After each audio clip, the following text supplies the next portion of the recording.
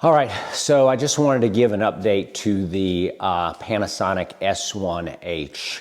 I was preparing a really large, long video looking at a variety of different frame rates, resolutions, and autofocus settings, seeing if there was a way to tweak the autofocus to get the best continuous autofocus with the 70-200 lens. Now, I wanted to use the 70-200 lens because it has the best autofocusing motors in it.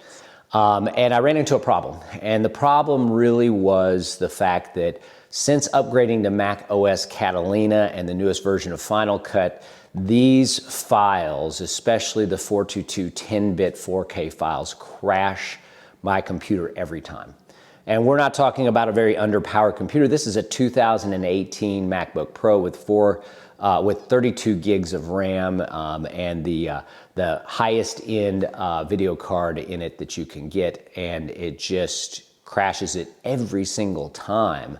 I actually recorded the videos twice, thinking maybe it was something with the recording and whatnot, but once again, the second set of recorded videos crash it as well. So if you're shooting with the Panasonic S1H and you're having trouble, leave a comment below. If you've not had trouble, leave a comment below, because I'd like to know if this is something isolated to my machine or if it's something that's more universal. DaVinci Resolve crashes as well. I tried to edit them in DaVinci Resolve and they didn't work. So what I did see though in camera on the autofocus testing is that there's really no setting that solves the problems of continuous autofocus with any kind of moving subjects.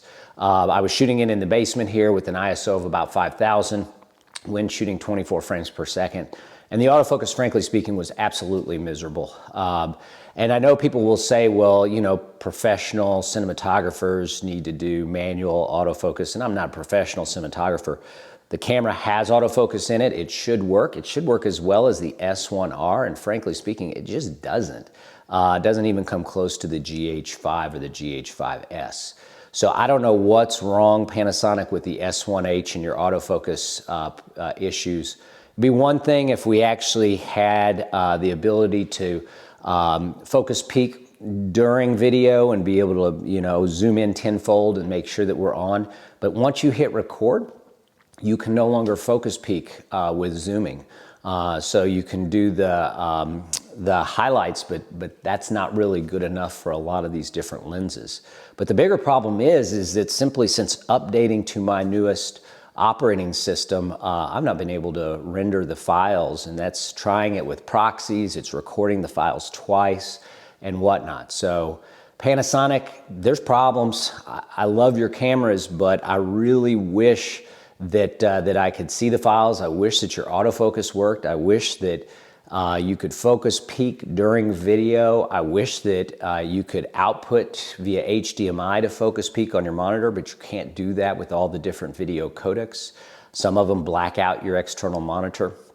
So really, I can't advise anyone at this point to consider investing in the Panasonic S1H. And it hurts because I really want to see Panasonic succeed, because nobody can do video as well as Panasonic in these portable cameras. They're so innovative, but there's just too many deal killers right now to be able to recommend this camera. It is one of the best quality images I've seen out of a camera ever, yet certainly the single most frustrating camera that I've ever owned for a variety of these different issues. So if you're watching and considering that camera until Panasonic can come up with some fixes, I just simply can't recommend that camera based on my experience. There's just too many things that are just too frustrating. Shooting this on the Fuji GFX 100 with the 45 f2.8 lens, 400 megabits per second, 24p timeline. And if you're having similar problems with Panasonic S1H, if you're not having problems with the Panasonic S1H, leave a comment below because it would be good to get feedback on this camera from people. Thanks so much for watching.